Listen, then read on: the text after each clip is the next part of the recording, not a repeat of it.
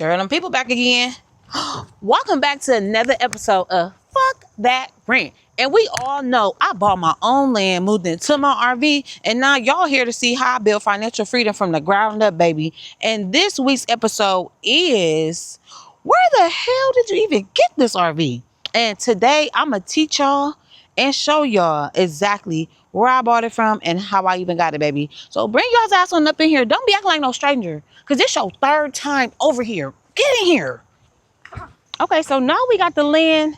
Now what? So y'all watch me find how I found the affordable land. But the next step is how we even going to live on it. And that's where my 2024 AmeriCamp RV came in, baby, okay? So in this video, I'm going to show y'all how I found the RV, what I was looking for, what I paid for, and what mistakes I will skip out on the next time I buy one, okay? So come on in. So I know some people like, Neela, why would you move into an RV? And I felt like now that I got the land, I needed somewhere to stay on the land. And I felt like the RV made more sense to me. One, it's already set up and equipped with a shower, bathroom, kitchen. So you don't really have to build anything into it. It's already set up like a mini home. And it allows me the freedom to move around however I want to. You feel me? Now, it gives me the time to think about, what do I want to build on my land? Where do I even want to stay? What do I want to do with my land without being forced into an expensive housing situation? Y'all feel me?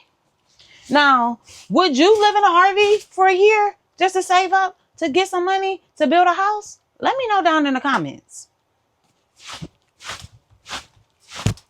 Now, looking for an RV is just the same as looking for a land, because you just don't want to just pick anything because it looks good, okay? You got to know what you can afford and what's in your budget. Because as you know, all RVs come at different costs. And sometimes they can get a little expensive because they look a little better. And sometimes they can be a little cheap because they look a little worse. But you got to know what you want and what you're looking for. And like I told y'all, I bought this RV off of Facebook Marketplace, okay? And I also looked at private sellers, auctions, RV dealerships like Camping World and stuff like that. So to each his own. Everybody got an RV from different places. So it just depends on what you're looking for and what you can afford. So before I bought anything, I had to figure out exactly what I needed. And the first thing is I needed to be a good price. Okay. I bought this trailer off of Facebook Marketplace for $5,000. Already done. Came with the TVs. Kitchen was done. Everything was already finished and done. So that price worked for me. Second thing I was looking for is the size. Is it big enough for me to live in? And I'm only 5'3". So this was perfect for me. Okay. This is a 30-foot travel trailer. Okay. The third thing is the layout. I needed that. That was more important to me than anything, because I needed a space enough for me and my kids to live. I needed a living space. I needed a workspace for myself. And then I also have a bunk room in the back for my kids. And then as you can see here, I have my own queen size bedroom back here. So the size was more important to me than anything because it needed to fit my lifestyle. Now, the condition of the RV is the most important thing, because not only do you need to live in here, it need to be livable. And some RVs are not. You need to check the first thing, the ceilings and the roof. You need to make sure there is no water damage, because that is going to be your biggest expense. And not only do you need to check the ceiling, you need to check the floors. You need to stomp down on all the corners of the RV and make sure there's no soft spots, because that's your second biggest expense. And you need to make sure all the appliances cut on works, as well as the electrical. You need to make sure the oven works. You need to make sure the refrigerator works. You need to make sure the microwave works. You need to make sure all the outlets work inside the RV. Then you need to make sure all your plumbing works. Does your water cut on? Does the panel on the RV cuts on correctly? Does your shower work? Okay, them are important things that you need to check for. You got to wash that ass, don't you? And you need to make sure all that works. Your kitchen sink, your bathroom sink, all the sinks. Also, if your RV has a slide out like mine's do, you need to make sure that comes in and out as it should, okay? You don't want no non-working RV. And this is what you need to check when you get in your RV. RV same just like a car. You need to make sure those tires are in good condition. You need to make sure the ball joints, the undercarriage of your RV is in good condition, because you don't want to be traveling and your RV just shut down on you, baby. The biggest thing I'm gonna include from my own experience, you need to make sure that RV doesn't have rat, roach, or any type of bug problems in there. Because when I got mine's had a mice infestation. They wasn't in there, but they made a way to get in, and we sealed all the holes up and closed everything out that any mouse can get in. If you want to have Orchid come and spray your RV too, do that too. So just a little tip from me. Just if you want to know any more information about an RV, there's a little info card hidden in the cabinets that give you all the information you need to know about this RV in particular. Okay? And all RVs, most likely. You just got to find it. Most likely it's in the cabinet or hidden underneath the sink in there.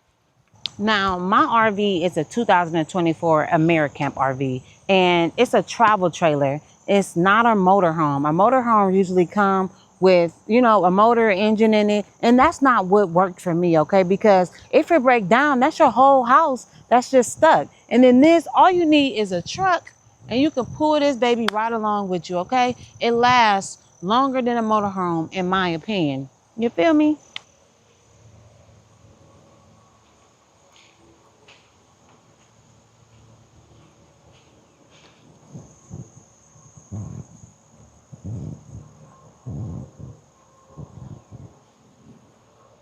Now let's talk numbers, because I know that's what y'all really here for. So like I told y'all in the beginning of the video, I bought this trailer off of Facebook Marketplace, off a private seller, for $5,000. Now he originally wanted $7,000, but I walked him down to $5,000 because it just wasn't up to my par. So I was like, let's knock a few things off, and he was open to it. Now the only thing is, I did have to spend like $200 to get a new RV pump because the water wasn't pumping through. And then just little maintenance things. There was like a soft spot in one of the slide outs. I got that replaced. That probably was like $50 to get the materials.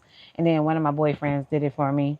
And then that's pretty much all I really paid over the time. I got a new propane line. That was about $150 for my propane to run through the RV.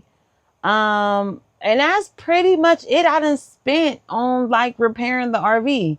Not really much. It just was a good buy, I feel like. Now, if I could really go back in time and really tell myself something before I bought this RV, it would be to just wait and be patient. I felt like, I seen this deal. It was already done inside, so I was on it. So I kind of just overlooked some of the things that probably shouldn't have been overlooked. But at the end of the day, it really wasn't too much of a bad buy. It didn't really cost me much, but I do want something bigger. You feel me? I don't really travel that much in my RV. I want to get into it more, but I hate driving. So I keep it stationary. So I'm really looking for something bigger just because my kids have gotten bigger. We need a little bit more bigger space. And I've seen so many different RVs. I want something better now. So I can still keep this RV, sell this RV. It's still an asset to me. So that's the only thing. I would just look for something bigger and better, which I am now. So that's my only regret about getting this RV. You feel me? Now, before I let y'all go, I wanted to give y'all a little tour of my RV. Now, mind y'all, this is really me living in here, so it might not be that aesthetically pleasing, but it might be cute to some. So let me take y'all through. Now, when you first come in, you're going to walk straight into the living room, but here's the bathroom. Come see what the bathroom looks like. Now, this is the bathroom. We always keep us some thin toilet paper because you don't want to clog your toilet stuff. You can use RV toilet paper, but I use wipes, but we put these in the trash when we use them, okay? Here's my shower, okay? Regular, smegular shower, okay? Just a small little bathroom, nothing major.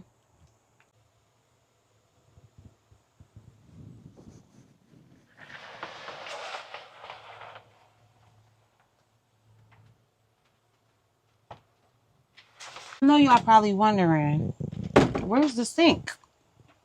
So my sink is here. It's like partly in the bathroom. As you can see, here go all my materials. As I told y'all, regular house.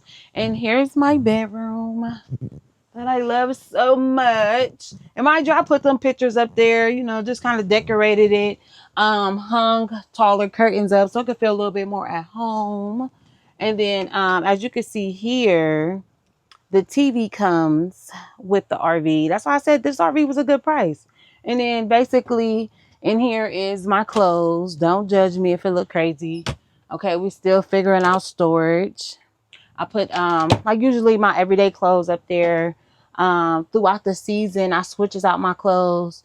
And as you can see, the bed lifts it up for additional storage down up in here.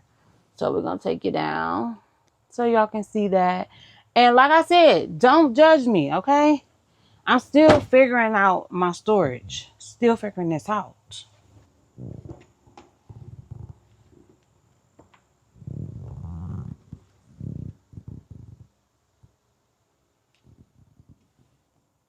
Then when you walk fully in, here's my living room area. Okay, pretty big space, pretty big space. I love it in here. That's usually my favorite area to chill at.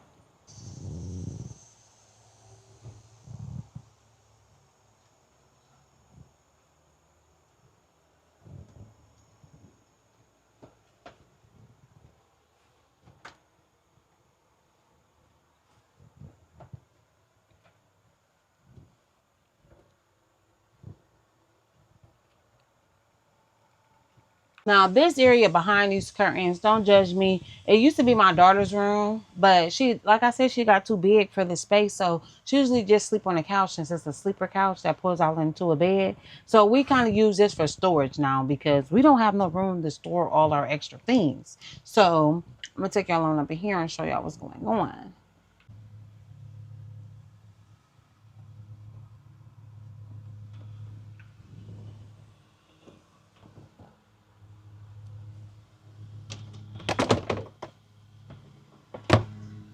So that's how we went from purchasing the land and now moving my big RV onto this land. And that's only the start of the journey, baby. Ain't nobody said nothing about how you set this RV up to live on it. Nah, that's something you got to catch in next Wednesday's episode of Fuck That Rant.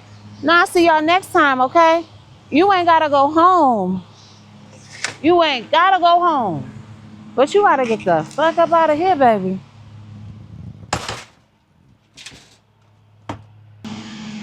You still here?